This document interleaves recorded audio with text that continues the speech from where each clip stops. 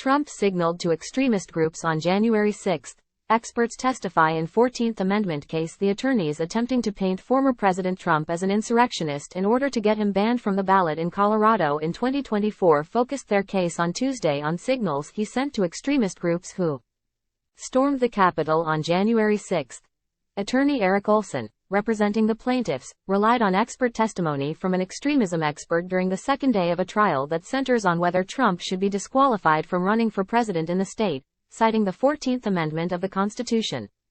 Time equals 400 Ms. greater than Chapman University professor Pete Simi, who studies political violence and extremism, argued that Trump cultivated a far-right following for years even before running for president, creating a relationship he took advantage of in his attempts to overturn his 2020 election loss. He said he was very confident that Trump led the events of January 6.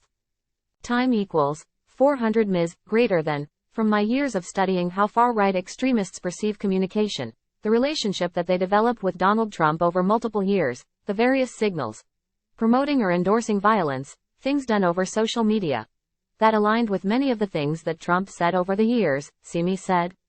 Time equals 400 Ms. greater than. That relationship that was established and built, I think, really underscores how much influence he has for far-right extremists, and how much they perceive him as essentially one on their side or one of them, he continued. Simi argued that Trump's far-right courting began in the 2012 election cycle with his promotion of the birtherism conspiracy theory that centered on former President Obama.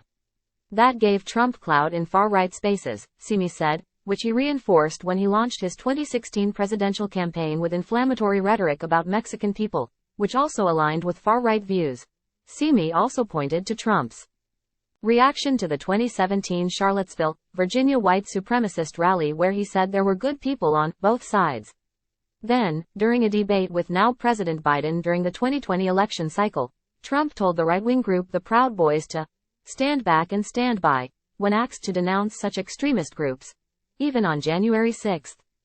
Simi argued, Trump's pre-riot speech calling on patriots to fight, and repeated fears over losing your country, despite requests for them to be peaceful, should be considered as true calls to violence.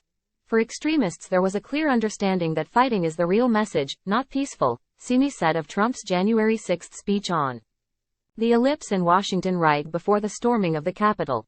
Under cross-examination, Simi was asked if Trump had any intent to signal to the extremist groups. I can say he expressed a consistent pattern of messages over time that encouraged violence.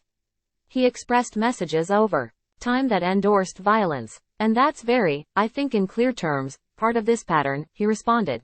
One question that the trial will likely center on is whether Trump was aware of or intentionally signaled to the far-right extremists to be violent or attempt to overturn the election violently. Simi believes the former president was aware. Seems pretty clear to me, Simi said.